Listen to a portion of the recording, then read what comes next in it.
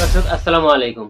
আপনি কি নতুন ভোটার হতে চাচ্ছেন কিন্তু পারতেছেন না, কিভাবে ভোটার হবেন বুঝতে পারতেছেন না, দালালের চক্রে পড়তেছেন? তো প্রিয় দর্শক, আপনি যদি নতুন ভোটার হতে চান, কিভাবে অনলাইনে আবেদন করে ঘরে বসে খুব সহজে অল্প দিনের ভিতরে ভোটার হতে পারবেন, সম্পূর্ণ এ টু জেড আমি এই ভিডিওর মাধ্যমে আজকে দেখাতে চলেছি। তো আপনি যদি নতুন করে ভোটার হতে চান, তাহলে আমি বলবো এই ভিডিওটি স্কিপ না করে আপনি সম্পূর্ণ ভিডিওটি দেখুন এবং ঘরে বসে আপনার নিজের ভোটারের জন্য নিজে আবেদন করুন খুব সহজে অনলাইনে। তো প্রিয় দর্শক, বেশি কথা না বলে চলে যাচ্ছি মূল ভিডিওতে। আপনি যদি আমার এই চ্যানেলে নতুন হয়ে থাকেন তাহলে অবশ্যই আমার চ্যানেলটি সাবস্ক্রাইব করে পাশে থাকবেন, আর যারা করেছেন তাদেরকে অসংখ্য ধন্যবাদ। আমি দেখিয়ে দিচ্ছি কিভাবে আপনি একদম শুরু থেকে আপনি একটি নতুন ভোটারের জন্য আবেদন করতে পারবেন অনলাইনে। তো আবেদন করার জন্য যে কোনো একটি ব্রাউজার বেছে নিতে হবে। আমি আমার ব্রাউজারটি বেছে নিচ্ছি। আমি ক্রোম ব্রাউজারে চলে যাচ্ছি। ব্রাউজারে যাওয়ার পরে আপনি সার্ভারে সার্চ দিবেন NID service BD. NID service BD লিখে সার্চ করলে ওই লিঙ্কের উপরে ক্লিক করে দিবেন। ক্লিক করে দেওয়ার পর আপনার পেজটি এরকম ভাবে ওপেন হয়ে যাবে। তো এখানে দেখেন লেখা আছে রেজিস্টার করুন, এরপরে নিচে লেখা আছে দেখেন নতুন নিবন্ধনের জন্য আবেদন করুন। তো আপনি যেহেতু নতুন নিবন্ধন করবেন সেক্ষেত্রে আবেদনে ক্লিক করতে হবে। তো আমি আবেদনে ক্লিক করে দিচ্ছি। আবেদনে ক্লিক করার পর এখানে একটি ইউজার নেম এবং জন্ম তারিখ দিয়ে আপনার একটি অ্যাকাউন্ট ক্রিয়েট করে নিতে হবে। তো আমি নাম এবং জন্মসাল দিয়ে একটি আইডি ক্রিয়েট করে নিচ্ছি। নিচে যে একটি ক্যাপচা রয়েছে আপনি ক্যাপচাটি পূরণ করে দিবেন। ক্যাপচাটি সঠিকভাবে বসিয়ে আপনি বহাল নামে যে অপশনটি রয়েছে বহালে ক্লিক করে দিবেন। তো বহাল নামে ক্লিক করার পরে ঠিক এরকম একটি ইন্টারফেস শো করবে। এখানে আপনি আপনার সঠিক মোবাইল নাম্বারটি বসাবেন। আমি আমার একটি মোবাইল নাম্বার বসিয়ে দিচ্ছি। তো মোবাইল নাম্বারটি দেওয়া হয়ে গেলে বার্তা পাঠানে ক্লিক করে দিবেন। এবার আপনার মোবাইল নাম্বারে একটি এসএমএস যাবে। তো কোডটি বসানোর পরে যখন বহালে ক্লিক করবেন এরপরে অ্যাকাউন্ট নিবন্ধন, এখানে যে ইউজার নেমটা আছে আপনি আপনার নেমটি দিয়ে দেবেন।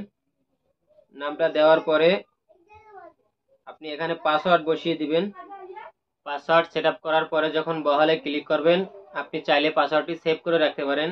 এরপরে দেখেন বিস্তারিত প্রোফাইল লেখা আছে, আপনি বিস্তারিত প্রোফাইলে ক্লিক করে দিবেন।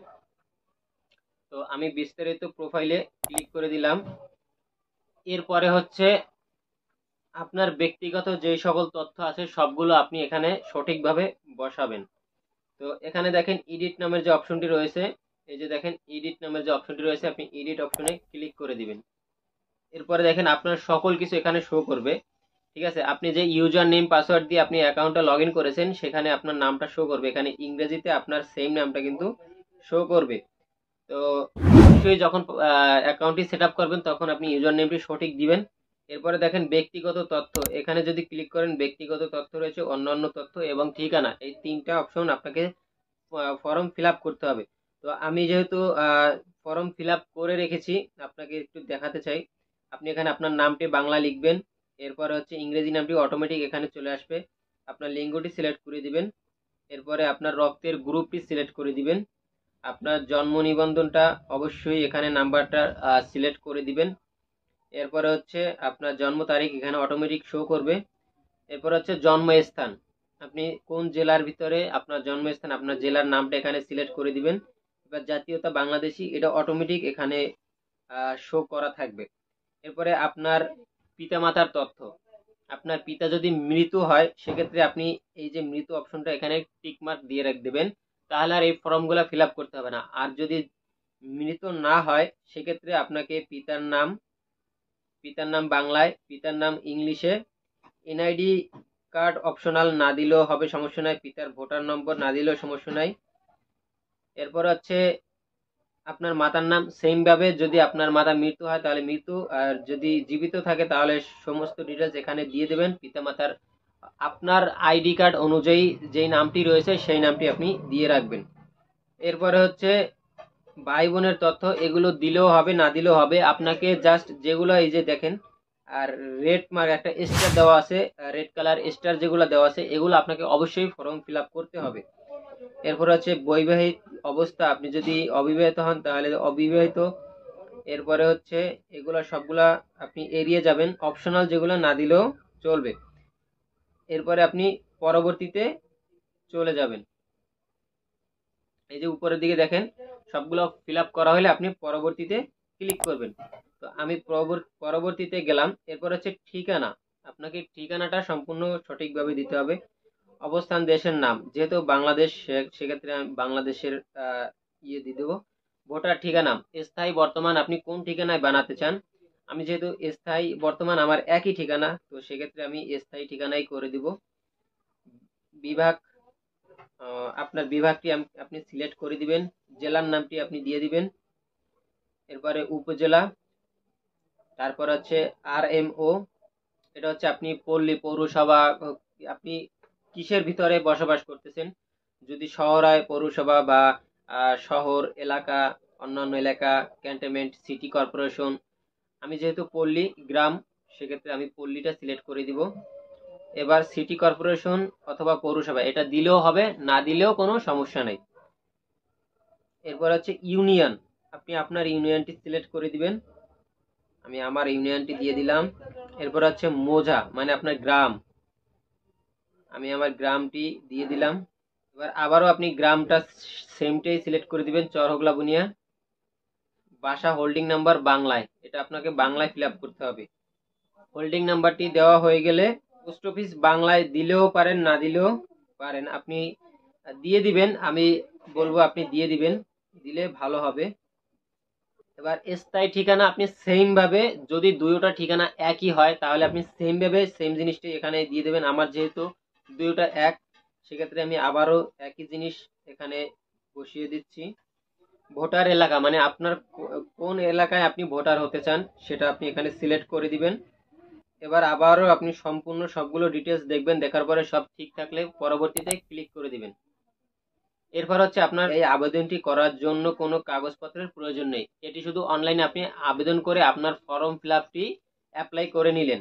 এরপরে হচ্ছে আপনাকে এই পেপারটি কি করতে হবে, কোথায় জমা দিতে হবে, সবকিছু বলে দিচ্ছি। এরপরে আপনি পরবর্তীতে ক্লিক করে দিবেন। এরপরে আপনি আবারও নিশ্চিত করার জন্য সাবমিটে ক্লিক করে দিবেন। একটু লোড নেওয়ার পরে যে দেখেন এখানে ডাউনলোড নামের একটি অপশন চলে আসছে। আপনি জিনিসটা এখন এখানে ডাউনলোডে ক্লিক করে দিবেন। আপনি যে এতক্ষণ যে ফর্ম ফিল আপটা করলেন সেটা আপনাকে একটা পেপার আকারে আপনার এটা ফিল আপ হয়েছে, এখন এটাকে ডাউনলোড করতে হবে। ডাউনলোড করার জন্য ডাউনলোড অপশনে ক্লিক করবেন। এরপরে আবারও ডাউনলোডে ক্লিক করবেন। এরপর হচ্ছে ডাউনলোড, এখানে ক্লিক করে দিবেন। প্রিয় দর্শক, ডাউনলোডে ক্লিক করার পরে দেখেন আপনার যে ফর্মটি, এখানে 2 পেজের ফর্মটি কিন্তু ফিল আপ হয়ে গেছে। ঠিক আছে, আপনার এখানে 2 পেজের ফর্মটি ফিল আপ হয়ে গেছে। এই আবেদন পেপারটি আপনি যে কোনো একটি কম্পিউটার দোকানে নিয়ে প্রিন্ট করে বের করে নেবেন। এরপরে হচ্ছে আপনার অনলাইনের কাজ শেষ।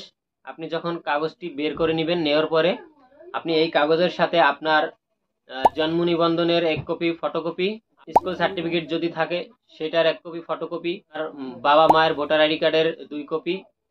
এরপর হচ্ছে আপনার মানে চেয়ারম্যান সনদপত্র, তারপরে হচ্ছে কারেন্ট বিলের কাগজ, এরপরে হচ্ছে চকিদারি ট্যাক্স একটা পেপার, আপনার রক্তের গ্রুপ সার্টিফিকেট।